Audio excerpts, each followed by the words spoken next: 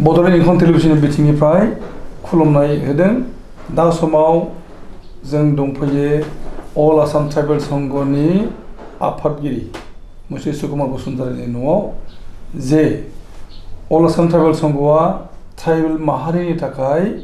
गोबांथार खामानि मावबाय थादों हारि थामोनथा बिनि सामाजिक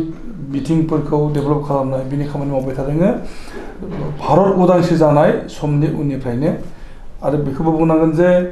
भारतआ स्वाधीन जानायनि आगोलाव भारत उदांस्रि जानायनि आगोलावबो ट्राइबेल संघ बुंनो थाङोबा ट्राइबेल संघनिनो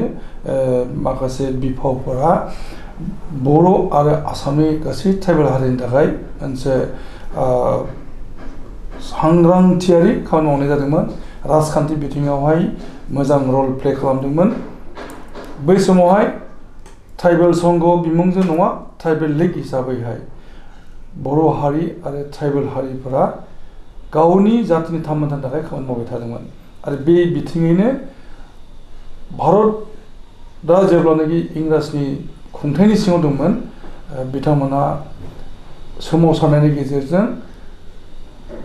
आसाम रायजोखौ खुंनायनि बेलायावहाय रल लाफानो हादोंमोन आरो बै समावहाय ट्राइबेल लीगनिफ्राय सानै गाहाम गेदेमा दंमोन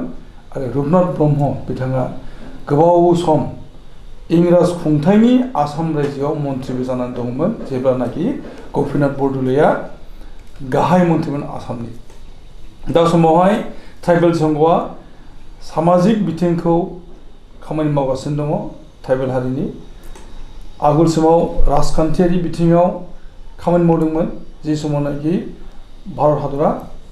ब्रिटिशनि सिङाव दंमोन ब्रिटिशनि आथिं सिङाव थानायनि उननिफ्राय जेब्ला मुक्त जाबाय उदां जाबाय भारतआ बै समनिफ्राय ट्राइबेल लीगखौ ट्राइबेल संघ हिसाबै नन पलिटिकल अर्गानाइजेसन हिसाबै लाखिनाय जादोंमोन आरो बिब्दिनो ट्राइबेल संघआ दहमै ट्राइबेल हारि जौगाखांनायनि थाखाय खामानि मावदोंमोन दा समाव जोङो सावरायगोन जे आथिखालाव ट्राइबेल संघआ हारि थामोनथानि थाखाय ट्राइबेल हारिनि थाखाय मा बिथांखि लागासिनो दङ आरो उन समाव बिथांमोना मा प्रजेक्ट लानानै बे आसामनि ट्राइबेलफोरनि थाखाय थामोनथायारि बिथिंखौ नोजोर लाबाय थागोन बिथांनो जों खुलुमनाय होदों खुलुमबाय दे नोंथाङा आथिखालाव अल आसाम ट्राइबेल संघनि आफादगिरि नोंथाङा आफादगिरि जानायनि उननिफ्राय ट्राइबेल संघआ मा बिथांखि लादों बेनि बागै एसे बुंथिगिरिबा मोजां जागोन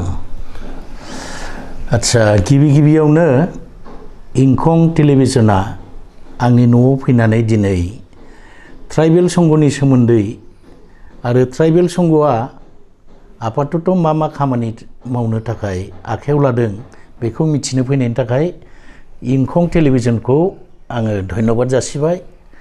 आरो आं बे इंखं टेलिभिजननि दारै जोंनि ट्राइबेल माहारिफ्रा जायफोरा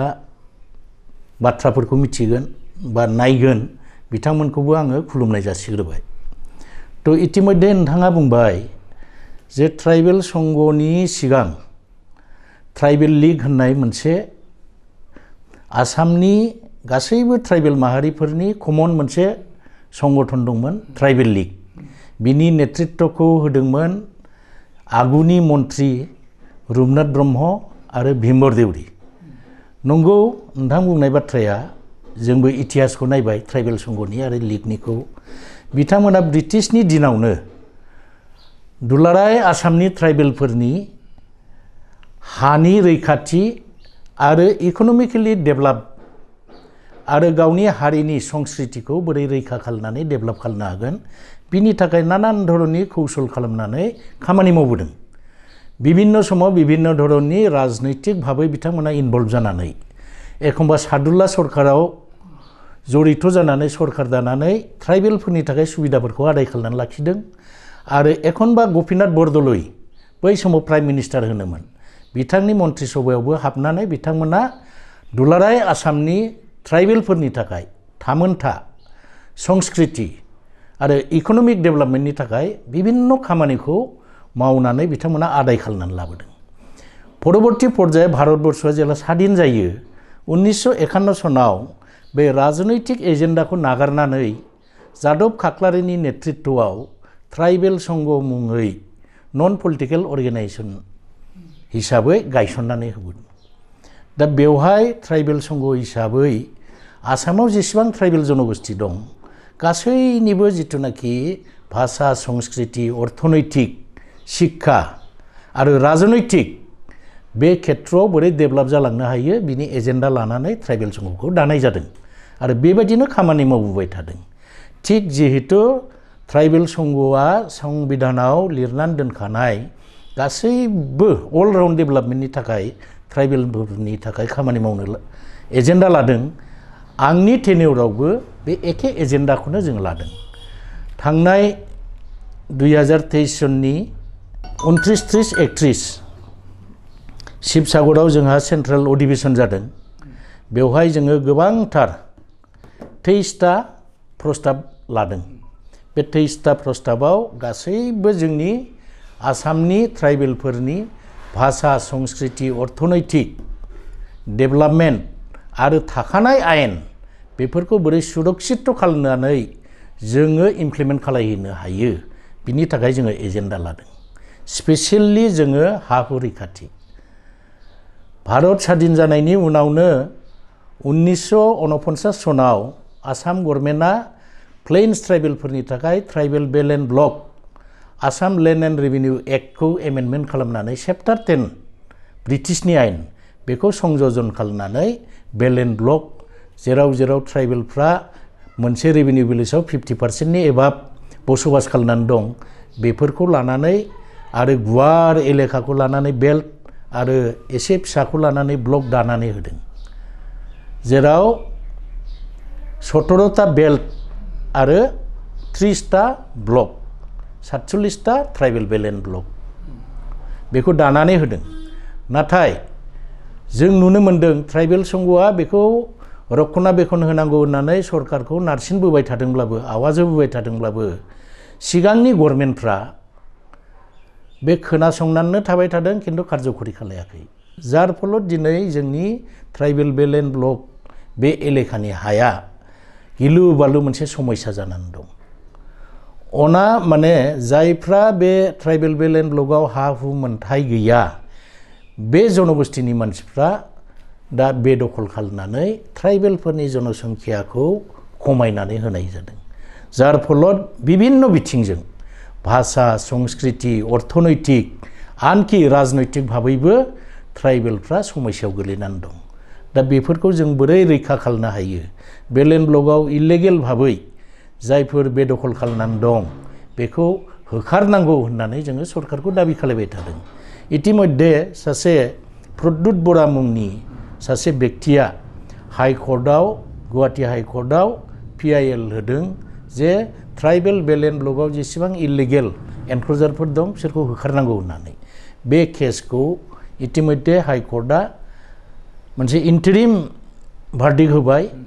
जे प्रत्येक जिल्लानि डिसिफोरखौ अर्डार हरबाय जे बिसोरखौ इमिडियेट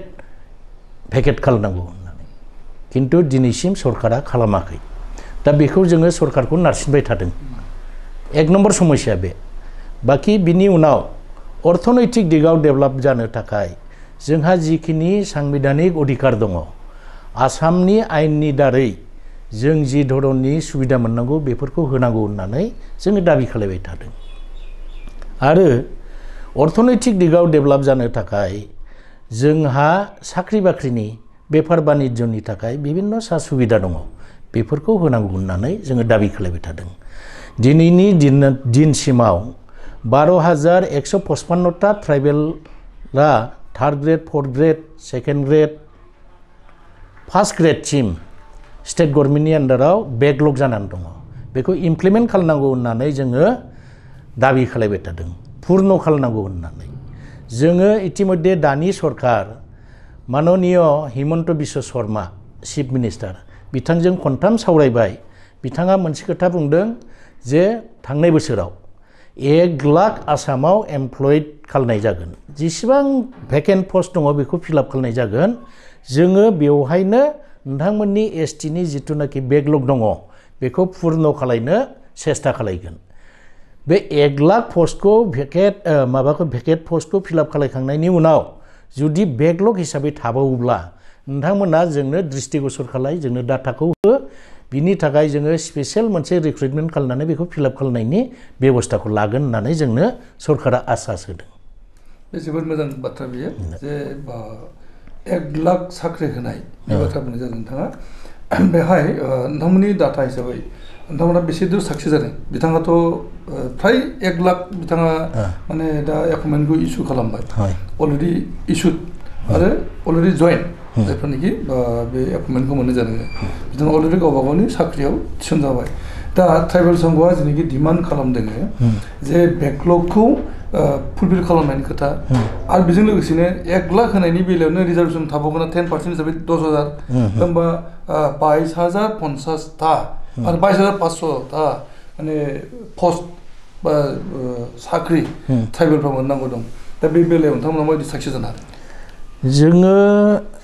दा टटेल माबाखौ डाटाखौ लाबासो जों बेखौ बाथ्राखौ बुंनो हागोन किन्तु बेवहायनो जों किछु आखुवा थानायखौबो जों नुदों गभर्नमेन्टआ सार्कुलार होदों स्पेशेलि मोननै डिपार्टमेन्टखौ बुंनि आङो एडुकेशन डिपार्टमेन्टआव प्राइमारि लेभेलाव बे सार्कुलार होनायाव जोङो मोननांगौमोन 444टा किन्तु बिसोरो अकल 7ल' एसटिपिनि रिजार्भेसन होदोंमोन लोगो लोगो बे माबा सार्कुलारखौ मोननानै जोंनाव जिहेतु डाटाया दंखायो बिनिखायनो जोङो WPTNBC plus education minister doctor Ranoj Pegu cabinet minister बिथांनो कमप्लेन खालामदों जोङो लोगो लोगो बिथाङा बे सार्कुलारखौ मडिफाइ खालामनांगौ होननानै डिरेक्टरनो एडुकेशन डिरेक्टरनो लिरहरदों ओमफ्राय एडुकेशन डिरेक्टरा बेखौ अखानायैनो मडिफिकेसन खालायनानै गोदानै सार्कुलार होफिननानै जों जि पार्सेन्टेज मोननांगौ बेखौ खालामनानै होदों बिनि लोगोसे 256टा एसिस्टेन्ट इन्जिनियार PWD डिपार्टमेन्टआव बेवहाय जोङो मोननांगौमोन 25टा अकल 7टाल' एसटिपिनि थाखाय बिथांमोना रिजार्भ दं होननानै सार्कुलार होदोंमोन बेखौबो जोङो लोगो लोगोनो सेम लाइनाव ट्राइबेल एफेयार्स मिनिस्टारनो कमप्लेन होदों आरो ट्राइबेल एफेयार्स मिनिस्टारा बेखौ चिफ मिनिस्टारनो लिरनानै बेबो गोदानै रेक्टिफिकेसन जानानै सार्कुलार होनानै 10%आव लाबोफिनदों बेखिनिखौ जों साक्सेस मोनदों गतिके दानि 1 लाख माबायावबो किछु आखुवा थालांदों बिनिखायनो जोङो डिटेल डाटाखौ लानांगोन आरो बेनि उनावहाय मोनसे जेनेरेल इस्यु फैदोंदि जे लेन्ड हाफोरनि बाथ्रा दा आसाम सरकारा जेनाखि फोसावदों मिशन बसुन्धरा आरो बेखौनो BTC आवबो प्रमद बर' दैदेननाय सरकार बिथांमोनाबो माने बैसोमुथि मिशननि गेजेरजों हा पाट्टा होनायनि बाथ्रा होनाय जादों दा बेवहाय गोबां अजद फैदों जे बे मिशन बसुन्धरा एबा बैसोमुथि मिशन बेवहाय माने ट्राइबेल ब्लकआव थानाय नन ट्राइबेल सुबुंफोरा हा हुनि बिगोमा जानो थांगासिनो दङ बिदि बुंनाय जादों दा बेनि सायाव नोंथांमोना मा रल लादों एक्चुअली जों बेखौ गिबियावनो बे जिथु मिशन बसुन्धरा लादों आसाम गभर्नमेन्टआ बेखौ जों गिबियावनो बरायनानै लादों मानो होननानै बुङोब्ला जोङो आसामनि ट्राइबेलफोरनि हानि समस्या समाधान जानांगौ होननानै दाबि खालामबाय थादों जोङो दाबि खालामदों जोंनि ट्राइबेल माहारिनि सुबुंफ्रा आसामनि जेखि जायगायाव थाया मानो बिसोरनो हानि पाट्टा होनांगौ मानो होननानै बुङोब्ला जोंनि मानसिफ्रा हाग्रा बंग्रा दाननानै आसामखौ गठन खालायदोंब्लाबो जोंनि ट्राइबेलफोरनाव हानि लेखा गैया पाट्टा गैया तो गतिके जोङो आसाम गभर्नमेन्टखौ दाबि खालायदोंमोन गोबाव समनिफ्रायनो टटेल आसामखौ जुरिब खालायनांगौ आरो ट्राइबेलफ्रा जायखि जेरावखि थाया मानो जिसिबांखि एरिया दखल खालामनानै थाया मानो बिसोरनो हानि पाट्टा होनांगौ होननानै दा बिनिखायनो दानि आसाम गभर्नमेन्टआ जे हानि समस्याखौ समाधान खालामनो मिशन बसुन्धरा लादों बेखौ जोङो बरायदों नाथाय बेवहाय किछु गाइडलाइन दङ बे गाइडलाइनफ्रा किछु आखुवा थालांदों बिनिखायनो जोङो बे जिथुनाखि उसुबिदाफोर गाइडलाइन दङ सरकारखौ दृष्टिगोचर खालामबाय थादों आरो बिनिखायनो part by part mission Basundhara 1 बे जोबनानै थांबाय बेवहाय किछु गाइडलाइनफ्रा थिग जाजोबाखैमोन बिनिफ्राय मिशन बसुन्धरा 2 बेवहाय एसे मडिफिकेशन खालामनानै होलायबाय बेयावबो आरो किसु उसुबिदा दङ बेखौबो सोदांनांगौ होननानै जों दा बे दृष्टिगोचर खालामबाय थानायाव आरो मिशन बसुन्धरा 3 एनाउन्स खालामबाय बेवहाय किसु सोलाय सोल' जागोन गाइडलाइना मानो होननानै बुंब्ला Assam land and revenue act मथे आसामाव बिभिन्न माबानि केटेगरिनि हा दं बबे केटेगरिखौ मा धरननि होनाय जागोन बिनि प्रपार मोनसे डिस्टिंक्ट गाइडलाइन गैया जाहैबाय जे कुइसन जाहैबाय जे tribal and block belt and block जेनेखि हाफोर दङ बैफोराव नन ट्राइबेल नन प्रटेक्टेड कमिउनिटिनि मानसिफ्राबो दखल खालामनानै दङ बे दखल आं बेखौनो बुंनो नागिरदों नोंथांखौ हाफोरनि फाट्टाखौ होनो थांगासिनो दङ होगासिनो दङ जोंनि मिथिनायाव जों गभर्नमेन्टजों जेला सावरायबाय थादों बेल्ट एन्ड ब्लकआव प्रटेक्टेड जनगोष्ठीनि बादै खुनु अन्य जनगोष्ठीया मोना प्रटेक्टेडफ्रासो मोनगोन गाइडलाइन मथे खिन्थु होगासिनो दङ नन ट्राइबेल होगासिनो दं जों बेबायदि बुंनायाव सरकारा बुंदों सोरबा जुदि मोनदोंब्ला जोंनो डाटाखौ लाबो जों बिनिखायनो डिस्ट्रिक्ट कमिटिफोरखौ डाइरेक्सन हरदों इलिगेलि जुदि सोरबाफोर मोनदोंब्ला आरो जोंनिया जुदि डिप्राइभ जादोंब्ला बेफोर डाटाफोरखौ जोंनो हर अब्ला जोङो किसु डाटाफोरखौ लोगो लोगो गभर्नमेन्टनो होदों जेरै सानसेखालि जोङो चिफ मिनिस्टारजों जिरायदों बे इस्युखौ लानानैनो चिफ मिनिस्टारनाव जों कमप्लेन खालामदों जेराव मिशन बसुन्धरा 2 नि समायमोन जे बेवहाय एफिडेभिट खालामनो नाङा आं उमुक मानसि आरो उमुक रेभिनिउ भिलेजाव एथ' बिगा हा दखल खालामनानै दं आंनो नांगौ बेबायदि एफिडेभिट नाङा जोंनि बङाइगाव जिल्लानि सृजनग्राम सार्केल अफिसाव मण्डलफ्रा अफिस स्टाफफ्रा बिदों बेखौ जों कमप्लेन मोनदों लोगो लोगो सीएमनो होनाय लोगो लोगोनो सीएमआ रागा जोंनानै डिसिनाव फन खालायदों जोंनि मिटिंनि गेजेरावनो बिनिफ्राय बे खोथाखौ बुंहरदों डिसिआ लोगो लोगोनो बै सार्केल अफिसारखौ बुंहरनानै ट्राइबेल संघनि लिडारफोर लकेल पाब्लिक ट्राइबेल पाब्लिकफोरखौ लानानै मिटिं खालामनानै बे गाइडलाइनखौ फुरा फोरोंनानै होदों आरो अफिस स्टाफफोरखौ मण्डल खानांगुफोरखौ वार्निं होजोबनाय जादों आच्छा जोबोद गोजोननाय बाथ्रा बियो जों दान्दिसे ब्रेक लानि ब्रेकनि उनाव फैफिनगोन आरो सावरायनि जे बिथांमोना फैबाय थानाय समफ्रावहाय मा मा खामानि मावबाय थागोन बेनि जों सावरायगोन फैफिनदों नोंथाङा हाफोरनि बाथ्रा जेनेखि बुंबाय दा बे बेलायावहाय नोंथाङा माने रोखा नामा जे खुनु नन बन'फाइड कमिउनिटिनि मानसिफ्रा ट्राइबेल बेल्ट एन्ड ब्लकआव एकोमोडेट जानाय नङा बेखौ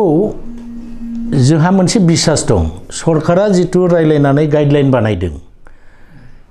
बै मथेथ' नन प्रटेक्टेड मानसिफ्रा ट्राइबेल बेल्ट एन्ड ब्लकआव मोननायनि खुनु प्रश्नआनो गैया किन्तु इलिगेलि जुदि सोरबा अफिसार स्टाफफ्रा जुदि बेखौ बेआइनि भाबै खालामनानै होयोब्ला बे अन्य बाथ्रा किन्तु बेखौ जुदि जोंनि मानसिफ्रा दृष्टिगोचर जायोब्ला जोंनो बे डाटाखौ जुदि हरोब्ला जों लोगो लोगो गभर्नमेन्टआव प्लेस खालामगोन मिशन बैसोमुथि बिटिसि बड'लेण्ड बेवहाय जेनेखि होदों फाट्टा होनाय जादों होनना बुंनाय जादों दा बेवहाय नन कमिउनिटि माने नन बन'फाइड एबा नन ट्राइबेलफ्राबो फाट्टा मोननो थांगासिनो दङ आं इतिमध्ये बिटिसिनि मानिना आं executive member land and revenue and forest Ranjit Basumatary बिथांखौ खननै लोगो हमबाय बेवहायबो सेम खोथाखौ बुंदों जोङो ट्राइबेल संघ हिसाबै टटेल बिटिसिखौ जुरिब खालामनांगौ जुरिब खालायनानै जोंनि ट्राइबेल मानसिफ्रा जायखि जेरावखि थाया मानो जि परिमाननि दखल खालाया मानो बेखौ फाट्टा होग्रोनांगौ बिनि उनावसो पर्यायक्रमै जायफ्रा जि धरननि मोननांगौ आयेन मथे बेखौ फाट्टा होलांनांगौ बेल्ट एन्ड ब्लकआव खुनु पदे नन प्रटेक्टेड मानसिफ्रा मोननो नाङा आरो नन प्रटेक्टेड मानसिफ्रा जितु एनक्रच खालामनानै दं इलिगेल भाबै बेदखल खालामनानै दं कर्टनि अर्डार मथे आरो चेप्टार 10 नि आयेन मथे बेखौ उसेट खालामनांगौ होननानै बुंदों बिथाङा खोथा होदों खुनु इलिगेल जाया आं बेवहाय स्टेन्ड खालामगोन किन्तु दिनैसिम इभिक्सन खालामनायखौ जोङो नुनो मोनाखै चिराङाव कयेक मास सिगां मोनसे नटिस होदोंमोन इभिक्सननि दा बे नटिस होजाग्रा मानसिफ्रा आरो बे कमिउनिटिनि बिभिन्न संगठनफ्रा हाइ कर्टआव केस खालामनानै दं दा बे बिसाराधीन जानानै दं बेनिफ्राय इन्टारेस्टिं खोथा जाहैबाय इभिक्सन खोथा बुंबाय नालाय नोंथाङा दा नुनो मोनदों खिन्थु ट्राइबेल माहारि बा बर'फोरखौसो इभिक्सन खालामगासिनो दं बे बेलायाव नोंथां बुंनाय आंनि नोजोराव मिशन बैसुमतिनि आधार बा बिथा लानानैहाय बिथांमोननो फात्तासो होनांगौ हानि फात्ता होनांगौ नाथाय बे बर'फोरखौ एबा ट्राइबेलफोरखौ होखारनायनि मिशनाबो जाबाय थादों जेरैहाय बड'लेण्डआव जादों गुवाहाटीयाव सिलसाखौ जादों आरो गुबुन गुबुन जायगायावबो बेबायदि सोलिगासिनो जादों बे बेलायाव ट्राइबेल सेक्रेटारि स्टेन्डआ जोंथ' स्टेन्डखौ होबोदों गुवाहाटी सिलसाखौआव जितु इलेक्सन जादों बेखौ जों मिथिगौ हानि रेकर्डखौ जों मिथिनानै मोनबाय बियो दै थांग्रा लामानि थाखाय डाम्पिं खालायग्रा मोनसे सरकारि एलटेड रिजार्भ खालामनानै दोनखानाय किन्तु बेवहाय इलिगेल भाबै जोंनि मानसि गुबुन मानसिफोरबो दङ बिसोरखौ थांनाय बोसोरावल' नङा बिनि सिगां बोसोरफ्रावबो इलेक्सन खालायखांबाय किन्तु खाराखै अब्लाबो जोङो जोंनि ट्राइबेल माहारिफ्रानो बांसिन दं नालाय बेवहाय बेखौ जोङो गभर्नमेन्टनाव दाबि खालायदों जे इलेक्सन खालायनो नाङा आरो गाज्रि समाव खालायदोंमोन दैज्लां समाव गतिके बिसोरखौ इलेक्सन खालायनाया अन्याय जादों अमानबीय जादों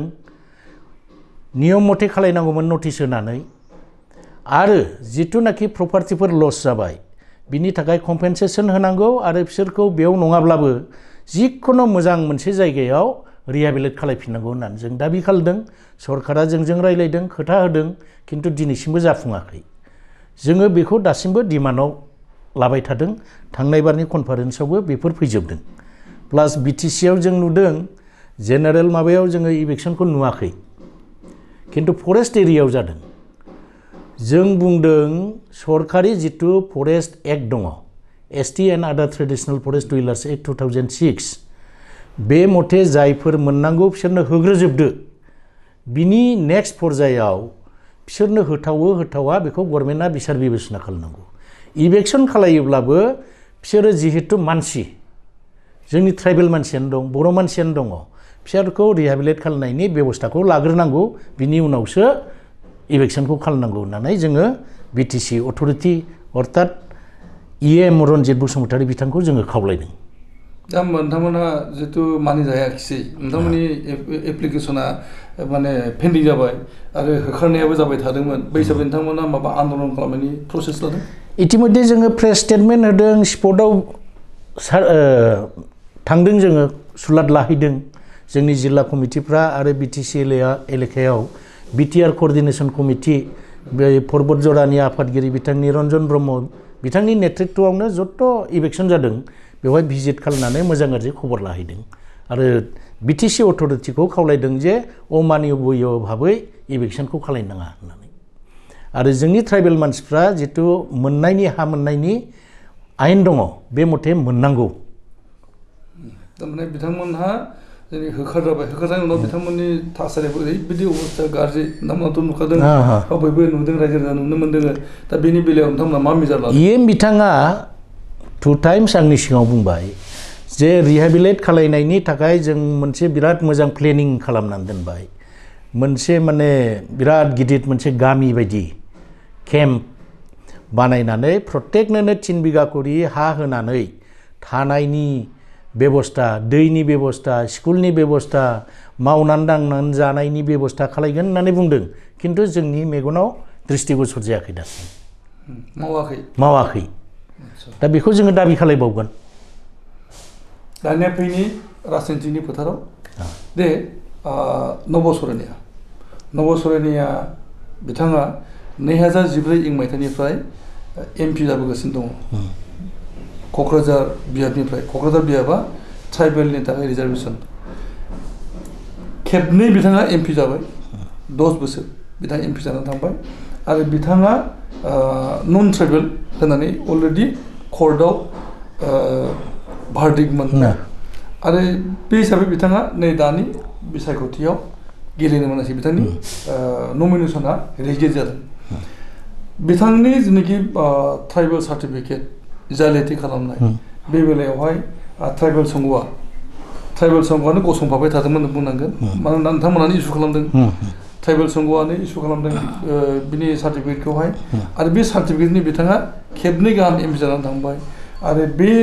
हालामावहाय बर' अनाबर'नि मोनसे ढौ लाबोनानैहाय माने जोंनि थासारिखौ बर'नि थासारिखौ गुबुंले खालामदोंमोन ट्राइबेल संघनि नोंथाङा आफादगिरि हिसाबैहाय मा बुंनो नागिरो नबसरनियानि खेथ्रआव आं बेखौनो दुखु प्रकाश खालामगोन प्रथमाव बै समाव 2011 सनाव तामुलपुर जिल्ला कमिटिनिफ्रायनो बिथांनो बर' कसारी मुलिय हिसाबै STP सार्टिफिकेट होनाय जादों बिथाङा जोंखौ मिसगाइड खालामदों सरल सहजबाबै बे सरनियाफोरनो सिगांनिफ्रायनो ट्राइबेल संघआ STP बर' कसारी मुलिय हिसाबै होबोबाय थादों दा बेवहाय पुराना खोथाखौ एसे रायखांनांगोन 2002 सनाव अल आसाम ट्राइबेल संघआ जिल्ला जेनेरेल कनफारेन्स सिलाफोथाराव लादोंमोन बेवहाय जोङो मोनसे प्रस्ताब लादोंमोन जे स्पेसियेलि सरनियाफ्रा बर'निफ्राय जा राभानिफ्राय जा सरन लाहैनानै मोनसे गावनि हारिनि जिथु संस्कृति भाषा गासैबो गाननाय जोमनाय जानाय लोंनाय नागारजोबनानै सरनिया जाहैनानै उफादिखौबो सोलायनानै लाजोब्बाय दास टेका चौधुरी मेधि दा बेवहाय बै कनफारेन्सआव गुवारै सावरायलायनानै मोनसे प्रस्ताब लादोंमोन जे सरनियाफ्रा बर'निफ्राय जुदि जादोंब्ला सरन लानानै सरनिया जाहैबायब्ला बर'नि मुल टाइटेल उफादिखौ जेखौखि पसन्द जाया मानो बसुमतारी नार्जारी बाग्लारी बेफोरखौ लाथों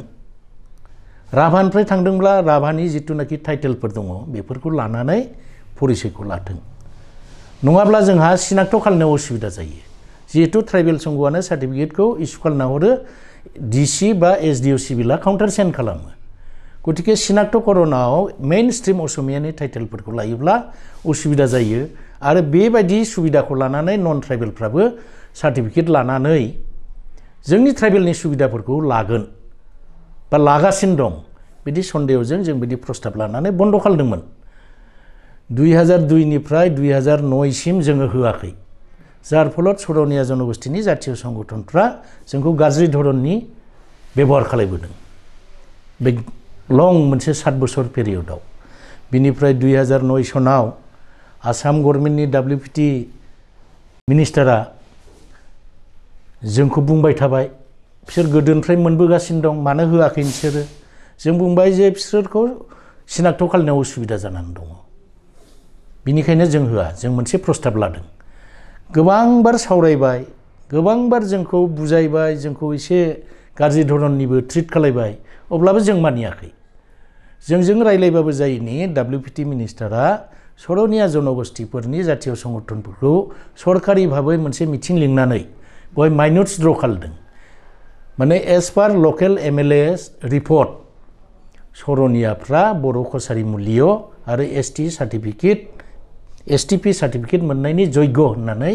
मोनसे माइनट्स ड्र खालामनानै बिसोरो नटिफिकेशन खालामबाय गभर्नमेन्ट लेभेलाव नटिफिकेशन खालामनानै बिसोरो स्पिकिं अर्डार होबाय DC फोरनोबो हरजोबबाय जोंनोबो हरबाय जों बाध्य जानानै इस्यु खालामदों बिनिफ्राय 11 सनाव नबसरनिया लानानै थाबाय बेजों 14 इलेक्शन गेलेबाय बेवहायसो 2014 जेला MP जानानै थांबाय बिथां जनजाति सुरक्षा मन्च बा जोंनि लिडिं पार्सनफोर रिएक्ट खालामबाय बिनिफ्राय हाइकर्टआव PIL होबाय बिसार जाबाय जोंनि ट्राइबेल संघखौबो इनभल्व खालामबाय केसाव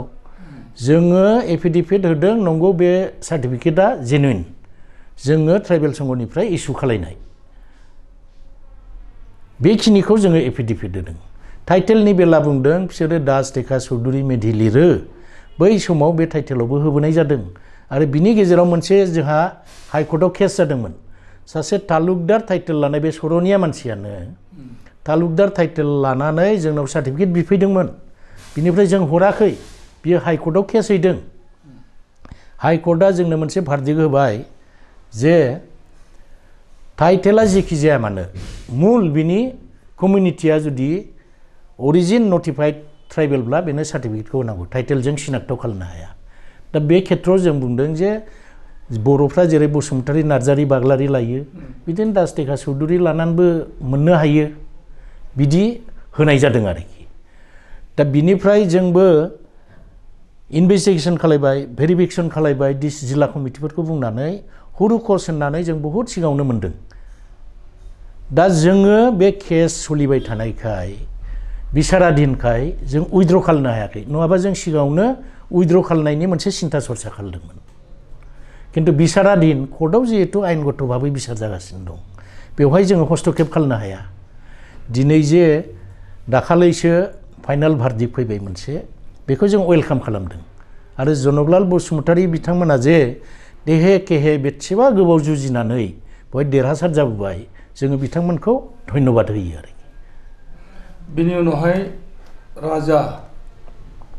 होननानै गावखौ बुंबाय थादों सासे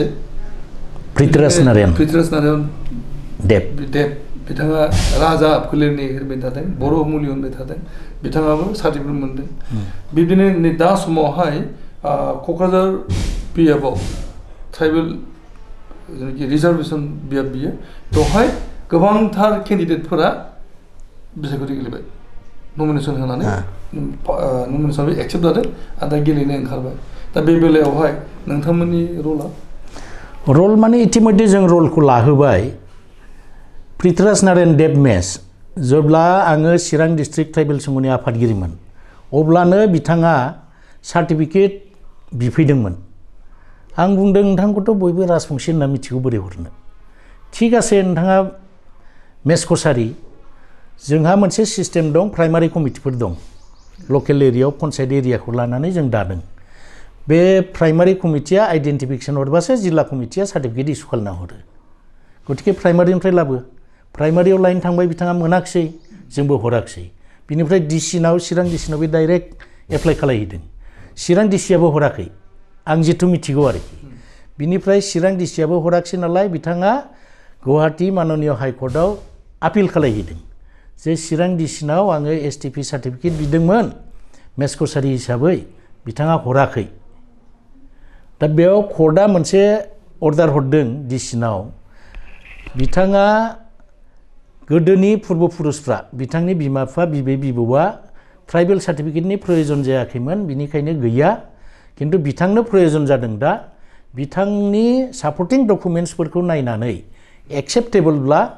बिथांनो थाबैनो सार्टिफिकेटखौ हर आरो प्रयोजन जायोब्ला अल आसाम ट्राइबेल संघनिफ्राय आइडेन्टिफिकेसन ला किन्तु जों मिथिनायाव डिसिनाव बे लेखाखौ लाबोनाय लोगो लोगोनो कर्टनि अर्डारखौ लाबोनाय लोगो लोगोनो जोंनावबो ट्राइबेल संघनावबो खुनु आइडेन्टिफिकेसन बिहरा लाब्लानो लोगो लोगो इसु खालामनानै हरदों बिनि उनावहाय लोगो लोगो जों खबर मोननायखाय चिरां डिस्ट्रिक्ट ट्राइबेल संघआ बियो हसा हसि मेस कसारी नंगौना नङा होननानै बासुगाव टाउन कमिटियाव बिथांनि एड्रेसा बासुगाव टाउन कमिटिनि 1 नम्बर वार्डआव घग्लापारा होननाय बिनिफ्राय टाउन कमिटियाव जों थांनानै सोंहैबाय बिथांनि 1 नम्बर वार्डनि वार्ड कमिशनारा राजबंशी मानसि बिथाङा मोनसे सार्टिफाइट हरबाय बेथ' राजबंशी मानसिसो एसटिपि नङा ओबिसिसो बिथांनि बे जिथुनाखि सार्टिफिकेट बेखौ लानानै चिरां डिस्ट्रिक्ट ट्राइबेल संघआ डिसिनाव मोनसे रिपर्ट होबाय जे बिथाङा बर' मेस कसारी नङा राजबंशीसो ओबिसिसो उमुगनि मथे गतिके बिनि माबाखौ बातिल खालामनांगौ किन्तु बे खुनु एक्सन जायाखिसै बिनि लोगोसे जोङो सेन्ट्रेल कमिटियाव अब्ला मिलन सनवाल दंमोन आफादगिरि आरो आदित्य काक्लारि जेनेरेल सेक्रेटारि बिथांमोननो रिपर्ट खालामनानै गासैबो डाटाफोरखौ लानानै जोङो बिथांमोनखौ बुंबाय जे स्टेट लेभेल सिकिउरिटिनि कमिटियाव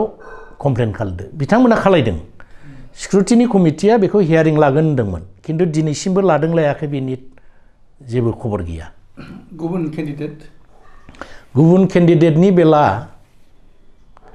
दा जोंनि ट्राइबेल संघआ क'क्राझार डिस्ट्रिक्ट आरो बे कोअर्डिनेशन कमिटिया बेखौ आपत्ति खालायनो आरो डिटेल मिथिनो होननानै रिटार्निं अफिसारनाव थांदोंमोन जेरै दा बिनिता देखा आरो नमिनेशन फाइल खालायबावदोंमोन बे घनश्याम दास ओमफ्राय जन दास दा बिथांमोना उइथड्र खालायबाय अब्लाबो डिटेल माबाखौ लानो होननानै थांनायाव दा इलेक्शन टाइमखाय खुब भिर आरो टाइम होनो हाया होननानै मोनसे साजेसन फैदों जे सार्टिफिकेटआ जि इस्यु खालायदों बिसिनाव खबर लादों रिटार्निं अफिसारा सार्टिफिकेटआ जेनुइन इस्यु जादों बेखौ रिपर्ट हरनायखाय बियो एक्सेप्ट खालामदों किन्तु बे जुदि फेकब्ला जेरै नबसरनियाखौ आयेनगत भाबै चेलेन्ज खालामनानै प्रुफ खालायदों बे लाइनाव थांनांगोन होननानै बुंनायखाय दा आरटिआइ खालामनानै बिसिनि डिटेल डाटाखौ लानानै लिगेल साइडजों चेलेन्ज खालामनायनि मोनसे सिन्दाधाराखौ लादों आरोखि दा आथिखालाव बे फर्जायाव दंबाय थायो बे फर्जायाव दङ आरो बेनि थाखाय नोंथांमोना आरटिआइ अलरेडि साबमिट खालामबाय साबमिट खालामगोन नैबे इलेक्शननि माबा जोबब्लासो साबमिट खालामगोन जोङो आदसा दानिया फैनि जे ट्राइबेल अल आसाम ट्राइबेल संघ अल आसाम ट्राइबेल संघनि खामानि दामानिफोरखौ सुखुयैनि थाखाय मोनसे फेक्सन ओंखारबाय आरो बिथांमोना थांनाय बोसोराव सनापुराव गिदिरथार मेल लिंनानैहाय पेरेलाल मोनसे ट्राइबेल संघ दानानै लाबाय दा बे बेलायाव नोंथाङा मा बुंनो नागिरो आंनि नलेजावथ' बिदि पेरेलाल ट्राइबेल संघ दायाखै आरो जोंनिफ्राय बिदि ओंखारनानै थांनाय फेक्सन जायाखै आं मिथिगौ मोनसे अल आसाम माबा मोनसे बिसोरो दानानै लादों बेवहाय जोंनि ट्राइबेल संघनिफ्राय अब्याहति लानानै थांनाय सिगांनि आफादगिरि मिलन सनवाल आरो जोंनि सासे गोख्रों कर्मिमोन दैदेनगिरि रिमलामसि वान अफ द सेक्रेटारि अल आसाम ट्राइबेल संघनि बिथांखौ जोङो जोंनि संबिधाननि जिथु नीति बेफोरखौ भायलेट खालायनायनि थाखाय आरो ट्राइबेल संघनि बिरुद्धि किसु माने ससियेल मिडियायाव नागारनानै होबाय थानायनि थाखाय बिथांखौ जोङो एक्सप्लेनेशन कल खालामदों एक्सप्लेनेशन कल खालामनानै बिथाङा स्वीकार खालायबाय जे भुल जाबाय दिनैनिफ्राय जेबो जाला आं ट्राइबेल संघआवनो दङ बिनि उनावबो खननै बिथाङा गावनि प्रतिश्रुति होनायखौ लानानैनो आरो बिरुद्धि खामानि मावबावबाय बेवहाय जोङो बिथांखौ एक्सपेल खालामनो बाध्य जादों मिलन सनवालाथ' आफादगिरि जादोंल' बिनि एक मास उनावनो इलेक्शन जानोसै आसामाव एसेम्ब्लिनि बेवहाय अजाब होननाय मोनसे राजनिति दोलो गोदानै खुलिदोंमोन बेवहाय भाइस प्रेसिडेन्ट जागोन ट्राइबेल सेलनि इनचार्ज जागोन आंनो ओरै ओरै अफार खालायबाय होननानै जोंजों सुन्दर भाबै रायलायनानै बिथाङा अब्याहति लादों जोंबो बिदाय होदों बेवहायथ' नागारनानै थांनानै गोदान फेक्सन जानायनि खुनु प्रश्नआनो गैया दा बिथांमोना आफादखौ दानानै लादों बिथांमोना आसामनि ट्राइबेलफोरनि थाखाय मोजां जुदि खामानि मावलाङोब्ला जोंहा बुंनांगौ बाथ्रा गैया जों मावख'नो हायि जों नुस'नि जों मिथिस'नि खामानिफोरखौ मावनानै ट्राइबेलफ्रा जुदि मोजां जायोब्ला ट्राइबेलनि अधिकारफोरखौ जुदि साब्यस्त खालामहोनो हायोब्ला वेल एन्ड गुड अजरा फैदों जे अल आसाम ट्राइबेल संघआ जाय राजा बेजों नोंथांमोना लोब्बा लायो आरो बेनि थाखायनो गोबांसा आन्दलनमुखि गौथुमफोरा बा फेक्सनफोरा माने नोंथांमोनखौ दुसिनो नागिरो नोंथाङा नायदो आंनि टेनियराव सनापुराव जोङो कयबार रेलि खालामनानै सार्केल अफिसारनि थ्रुयै गभर्नमेन्टनाव डिसिनाव मेम'रेन्डाम होदों सनापुर एलेका गुवाहाटीनि सनापुर एलेकाया बृहद area tribal belt and block बेवहाय हानि बिभिन्न गन्दगला दं आरोखि समस्या दं गिदिर गिदिर पुजिपुथिफ्रा गिदिर इन्डास्ट्रि बानायदों इलिगेल भाबै पेपार डकुमेन्ट्स बानायदों जबरदस्ति जोंनि ट्राइबेलफोरनि हाखौ दखल खालामदों बेफोरखौ जोङो गभर्नमेन्टनो दृष्टिगोचर खालामनानै जायिखाय हाई कर्टसिम केस होनानै दं केस सोलिगासिनो दं गेजेर गेजेर जोङो मास गेदारिं खालामनानै रेलि खालायदों पाब्लिक मिटिं खालायदों इन्डास्ट्रिनि दरखङाव थांनानै धरना होदों दिसपुराव धरना होदों बे इलिगेल दखल खालामनानै इन्डास्ट्रि बहायनायफोरखौ उथायजोबनांगौ होननानै हाई कर्टआव केस जागासिनो दङ अब्लाबो नोंथांमोना रजा करिया राजानि न'आवनो नोंथांमोना हाबनानै थायो मानो होनना बुङोब्ला नोंथांमोना बे आफादखौ सालायनायनि बेलायाव रां रुफा ना ना ना ना बे भुल धारना नोंथांमोना नुनो हागौ नुवाखै नोंथांमोना धारनाजों बुंदों जानो हागौ जोङो दानि गभर्नमेन्टआ मोनसे खोथा बुंदों भारत स्वाधीन जानायनि उनाव आं दहाय बुंनाय बाथ्रा हानि आयेनखौ बानायदों बे लेन्ड ब्लकनि आयेनखौ बानायदों खिन्थु कारज'खरि खालामनो खालि पेपारावल' खालायबाय थादों प्रेक्टिकेल खालायाखै जोंनि गभर्नमेन्टआ एबार मावनानै होनि जोङो बेखौ एजेन्डा लादों होननायखाय आं दहाय बुंबाय जे जोङो गभर्नमेन्टजों रायलायबाय थादों माबा भुल सुथि नुदों गाइडलाइना आखुवा थादों बे ओरै गतिके बेखौ सुद्रायनांगौ होननानै बुंदों आं दहाय बुंदों एसे थालांबावदों आसामाव बिभिन्न धरननि क्लासनि हा दं जेरै जलदुबि माटी भूमिधर हा बिनिफ्राय नन केडेस्ट्रेल भिजिआर पिजिआर बेफोरखौ होनो मानसिफोरनो होनायनि खुनु मोनसे डिस्टिंक्ट आयेन गैया नीति गैया बेखौ जों बानायनो थिनदों जुरिब जायाखै नन केडेस्ट्रेल डाक नाम्बार गैया बेखौ बोरै फाट्टा होगोन एप्लाइ खालायनोनो हाया बिनिखायनो जों बुंदों जुरिब जाजोबनांगौ जुरिब जानानै डाक नाम्बार बसायनांगौ जोंनि मानसिफ्रा हाजार हाजार लाख लाख नन केडेस्ट्रेल हायाव दं जलदुबि हा बेखौ होनायनि आयेन गैया बेखौ बानायनांगौ सरकारा जोंनो प्रतिश्रुति होदों थांनाय डिसेम्बरनि बिथोराव टटेल हाया जुरिब जाजोबगोन नन केडेस्ट्रेलफोरखौबो डाक नाम्बार होजोबनानै एप्लाइ खालामनो हानायनि बेबस्था खालायगोन जोबनाय फारसे फैनि जे बर'फोरनि अराय समनि दाबि ब्रिटिशनिफ्राय भारतआ उदां जानायनि उननिफ्रायनो ट्राइबेलफोरनि दाबि आलादा रायजो बे आलादा रायजोखौ दाबिबोगासिनो दङ 2020 मायथाइयाव फैयै फैयै बिटिआर एकर्ड जादों बिटिआर एकर्डजों लोगोसेनो बिकेडब्लिउसि फरम जादों बिटिआर एकर्डखौहाय गोबां साया माने बेयाव फेक दं माने डिफिसियेन्सि दं होननानैहाय आर्गिउ खालामदों लोगोसेनो गुवाहाटी हाइकर्टआबो क्लियार खालामदों बे बेलायावहाय ट्राइबेल समूहआ खिन्थु नेर'बै दं बेराफारसे बिकेडब्लिउसिआ माबा लांखायावनो फरम जाबाय बेयाव 6 मान्थनि थाखाय इन्टारिम बडि दानाय जादोंमोन आरो बियो वान आफ्टार एनादार एक्सटेनसन जाबाय थादों दासिम बेवहाय बिसायख'थिनि बेबस्था गैया दा बेफोर बेलायावबो ट्राइबेल समूहआ जेबो राव गैया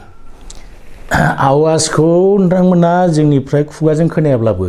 पेपार वार्कखौ जों मावबाय थादों दाखालि शिबसागरनि अधिवेशनावबो बेखौ लानाय जादों जे अकल बिकेडब्लिउसि नङा बिभिन्न ट्राइबेल ग्रुपआ अट'नमास काउन्सिल मोनाखै डेभेलपमेन्ट काउन्सिल मोनाखै बिसोरनोबो दानानै होनांगौ आरो बिकेडब्लिउसिखौ इमिडियेट माने माबाखौ रेभिनिउ भिलेजफोरखौ नटिफाइ खालायनानै नटिफिकेसन होनानै समस्ति दानानै इलेक्सन जेनेरेल इलेक्सन फाथिनांसिगौ होननानै जोङो प्रस्ताब लादों इतिमध्ये जोङो WPT minister tribal affairs minister आरो CMनोबो बे प्रप'जेलखौ होनाय जाबाय बिनिफ्राय जोङो मोनसे पलिटिकेल डिमान्ड जेरै बड'लेण्डआ 6 शिड्युल कनस्टिटिउसनेल रिकगनाइजेसन मोननाय कार्बि आंलं डिमा हासाव मोननाय थिग बे लेखिया राभा हासं टिवा काउन्सिल आरो मिसिं काउन्सिलखौबो कनस्टिटिउसनेल खालायनांगौ होननानै जोङो दाबि खालामदों प्रस्ताब लादों आरो बेखौ कनस्टिटिउसनेल खालायनायनि सिगां रेसपेक्टिभ काउन्सिलफोरनि जातीय संगठन आरो काउन्सिलजों ट्राइपार्टाइट टक जानांगौ सेन्ट्रेल गभर्नमेन्ट स्टेट गभर्नमेन्ट आरो बै रेसपेक्टिभ काउन्सिलफोरनि लिडारफोरजों बे दाबिखौ जों खालामदों बाखि जेसेबां माने जनगोष्ठी ट्राइबेलफोर दंबावो बिसोरनोबो काउन्सिलखौ दानानै होनांगौ होननानै जों दाबि खालामदों जेरै बेवहाय दा नोंथाङा बुंदों बिटिआरनि खोथा बिटिआराव नोंथाङा बुंदों मोनसे सेक्सना मोजां मोनाखै बा PIL खालायदों जों जरित गैया जोङो बिटिआर एकर्डखौ सामग्रिक भाबै वेलकाम खालामदों वेलकाम खालामनायनि मुल जाहोना जाहैबाय बे एकर्डआव NDB फेक्सन मोनब्रैबो सिगनेटरि आरो दा बिकेडब्लिउसि डिमान्ड खालायग्रा मोनसे ग्रुप दं UBPO बिथांमोनाबो सिगनेचार होदों सिगनेटरि गतिके जोङो बेखौ बै UBPOनि डिमान्ड बिकेडब्लिउसि दानाय जागोन होननानै बुंबाय आरो सान्थिनि सार्थआव NDBनि लिडार केडारफ्रा बेसेबा सम सिजफायाराव थाबाय आरो बहुद निर्यातन जाबोबाय गतिके बियो फ्रि जाथोंसै सान्थिया जाथोंसै जासिगोन बे सुक्तिनि दारै आरो बिटिआर एकर्डआव जि नुदों माखासे गिदिर गिदिर अनुष्ठान प्रतिष्ठान बेफोरो दङ एबसुआबो गोबां सम दा आन्दलन खालामबाय सुक्तिनि गेजेरजों माबा मोनसे जायो नामा बेखौ साननानै जों वेलकाम खालामदों किन्तु परबर्ती पर्याय विभिन्न पक्षनिफ्राय पर्यालोचना खालामनानै किसु माने बेवहाय आखुवा थालांनाय बेफोर दफाखौ लानानै फेल होदों दा जोङो ट्राइबेल संघ हिसाबै जिहेतु मोनसे ओनसोलनिल' नङा जोङो टटेल आसामनि जनगोष्ठी ट्राइबेल जनगोष्ठीखौ प्रतिनिधित्व खालायो बिनिखायनो जोङो बेवहाय एसे साइडआव थानाय जादों थारमाने नोंथांमोना बुंनो नागिरो जे बेवहाय आखुवा दङ नाथाय नोंथांमोना अल ओभार आसामनि ट्राइबेलफोरनि इस्युसफोरखौ डिल खालामनांगौनि थाखाय बिटिआर एकर्डनि थाखाय जेबो बुंनाय जाथ'वाखै ना बिटिआर एकर्डनि सायाव जों जेबो बुङाखै किन्तु जोङो सान्थिनि सार्थआव वेलकामखौ खालामदों आरो बिनि बे फेल होनायावनो बुंनाय जादों जे बड'लेण्डनि थाखानाय गोहोफोरा बिटिसि 6 शेड्युलनि एक्जिस्टेन्सआ गैया जादों जायनि थाखाय बा बेवहाय जोबोद डेभेलपमेन्टनि बेलायावहाय आखा जाबाय मावफुंनो हायाखै जादों 16टा डिपार्टमेन्टखौहाय हरफिननाय जादों स्टेट गभर्नमेन्टनो डिसिनि थ्रुयै मावनायनि बेबस्था खालामनाय जादों दा बिदि बुंनायनि माखासे अजदआ बे फेलाव सरज'नाय जादों दा बे बेलायाव नोंथांमोनाथ' बेखौ नुदों इतिमध्ये आङो बे अर्डारखौ नायदों नोंथाङा बुंदों 16टा डिपार्टमेन्ट आंनि नोजोराव 15टा डिपार्टमेन्ट 16 नम्बराव मोनसे कन्डिशनसो जे बे 15टा डिपार्टमेन्टखौ डिसिनो नायगिदिंनो मनिटरिं सुपारभाइजिं आरो एनुवेल एक्शन प्लेन बानायनो थाखाय डिसिनो अथराइज खालामदों 16 नम्बराव प्रयोजन जायोब्ला आरो होबावनाय जागोन बिनिफ्राय कयेक बोसोर बा कयेक मास सलायबाय बिनिफ्राय आं दाखालिसो मोनसे अर्डार मोनफिनबाय दृष्टिगोचर जाबाय बिटिसिआ बेखौ उइथड्र खालामनानै लाफिनबाय हरफिननायखौ थारमाने बे हिसाबैहाय ट्राइबेल संघआ गोजोननाय दं गोजोननाय माने उइथड्र खालामनानै लाबाय नोंथांमोना जेरै बुंदों जे भुल जादोंमोन बा श्रुति दंमोन बिथांमोना हयथ' अनुभब खालामबाय जार फলত उइथड्र खालामफिनबाय दानि राजखान्थिनि बेलायावहाय दा समाव बिसायख'थि जाफुदों दुंदुं हाव हाव थासारिया जागायजेनदों बुलायनायया मैया जागायजेनबाय दा बे बेलायाव नोंथांनि बानबुंथि आं लुबैयो ट्राइबेल संघनि आफादगिरि हिसाबै जोंनि बिटिआरल' नङा सारा भारतआवनो खुनु गन्दगल सृष्टि जायालाबानो शान्तिपूर्ण भाबै इलेक्शना जानानै थांनांगौ भटआ साब्यस्त जानांगौ आरो मोनसे खोथाखौ आङो खावलायनो सानो भटार रायजो राजा बिथांमोनखौ गावनि बिबेकजों गावनि समष्टिखौ जाय प्रतिनिधित्व खालामनो हागोन गोख्रों केन्डिडेट बेखौ सायख'नानै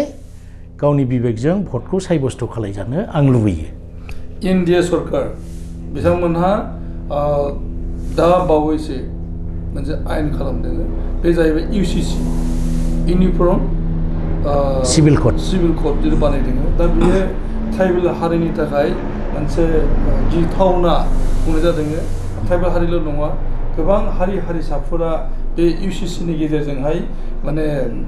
इन्डियान नेसनेलिजमाव मोनसे हारिल' होननानै सिनायथिनायनि गेजेरजों बिलीन जालांसिगोन होननानै जादों जों बे कनसार्न जेब्लानाखि बे खोथाया उत्थापन जादों बे समनिफ्रायनो जोङो बेखौ सरसा खालामबाय थादों आरो गभर्नमेन्टजों ट्राइबेल एफेयार्स मिनिस्टारजों जोङो बेखौ सेभारेल टाइम्स सावरायबाय थादों बिथाङा बुंदों आरो सीएम जों जेला जोङो एपइन्टमेन्ट मोनदोंमोन बे खोथाखौ उत्थापन खालामनाय जादों जे सेन्ट्रेल गभर्नमेन्टआ एथ' माबा लायाखै रिजिड मोनसे माबा लायाखै बेखौ बानायगोन हय किन्तु एक्जिस्टिं जिथुनाखि इन्डिजिनियास ट्राइबेलफोर दं बिस्रा खुनु खहा जायाजासेसो बे आयेनखौ बानायनाय जागोन दा बिनिखायनो जोङो बे गाइडलाइनखौ मोनैखाय रिएक्टखौ खालामनो हाथ'वाखै नोंथांमोना बिनि सायाव साबजानाय गैया ना बे जों दा जेखौ धारना लादों बे मथे जायोब्लाथ' जों बेखौ आपत्ति खालायगोन जों अलरेडि सार्कुलेटेड बे पेपार कागज ओंखारबाय माइनसाव ओंखारबाय पार्लामेन्टनि थकआव ओंखारफैबाय दा बेवहाय नोंथांमोना आनकनसार्न नङा कनसार्न दा आरो बेखौ खालामनायनि थाखायनो माने हादर नाङै गुबुन गुबुन हारिफोरनि गेजेराव मोनसे रिएक्ट जादों दा नोंथांमोना जुदि बे जायोब्ला अल आसाम ट्राइबेल संघआ बेखौ प्रटेस्ट खालामगोन बे आरो जिहेतु प्रटेस्ट खालामगोनब्ला नोंथांमोना एनडिएनि जिनिखि प्रप'जाल बेखौनो प्रटेस्ट खालामगोनबा फैबाय थानाय समावहाय एनडिएआ जुदि जनता दलआ भारतीय जनता दल बिजेपिनि दैदेननायाव एनडिए बिथांमोना जुदि सरकार दाफिनोब्ला बेखौनो बिथांमोना आरो जाबसिननाय जागोन अब्ला नोंथांमोना एनडिएनो भट होनांगौनि थाखाय माबोरै नोंथाङा एफिल खालामगोन जे गावनि बिबेकजों भट होदो नोंथाङाथ' बुंनांगौमोन जे बिजेपिनो भट होनाङा एनसिसिखौ बे इउसिसिखौ लाबोयोब्ला इउसिसिखौ एभयड खालाम अब्ला जोङो भटखौ होगोन बे आर्गुमेन्टखौ लाबोनो हायो आं बुंदों जे गावनि बिबेकजों जोंथ' बयबो बिबेकबान व्यक्तिफ्रासो भटार बयखस्थ' जाबासो भटार गतिके आं बुंदों गाव गावनि ओनसोलनि गाव गाव माहारिनि जाय केन्डिडेटफ्रा मोजां खामानि मावहैगोन पार्लामेन्टआव थांनानै बे व्यक्तिफोरखौ सायख'नानै भट होनोसो आं खावलायदों आल्टिमेटलि नोंथांमोना जाहैबाय जे एनडिएनि सापर्टआव थांनांगौ थांनाङा बे व्यक्तिफोरनि खोथा दा जिहेतु एनडिएआ इउसिसिखौनो जाबसिनबावगोनबा आरो अल आसाम ट्राइबेल संघआ बे इउसिसि क'डखौ रिएक्ट खालामदोंब्ला होमबा एनडिएखौ सापर्टनि बाथ्रा फैया सेन्ट्रेल गभर्नमेन्टआव माने एनडिए फैनांगौनि आर्गुमेन्टखौ लाबोनो हाया जोङो एनडिए इन्डिया एलायन्स बेफोर खोथाखौनो जोङो सानाखै जोङो ट्राइबेल हिसाबै ट्राइबेल माहारिफ्रा जिथु राइट दं बेखौ जोङो बोरै संरक्षित खालामनानै लाखिनो हायो आरो बोरै जोङो मोननो हायो बे राइटखौ बोरै साब्यस्त खालामनो हायो आरो जोंनि थाखाय जाय केन्डिडेटफ्रा खामानि मावहैगोन पार्लियामेन्टआव बिथांमोनखौ सायख'नानै गाव गावनि बिबेकजों भट होनोसो खावलायदों आरोखि आं बेखौसो लुबैदों जोङो गोबां सावरायबाय आरो गोबां सावरायनो थाबावदों जों उन समावहाय साबसिन खाबु मोनगोन बेखौ मिजिं लाबाय आरो बेखिनियानो दिनै सावरायनायखौ फोजोबबाय गोजोननाय खुलुमबाय गोजोन्थों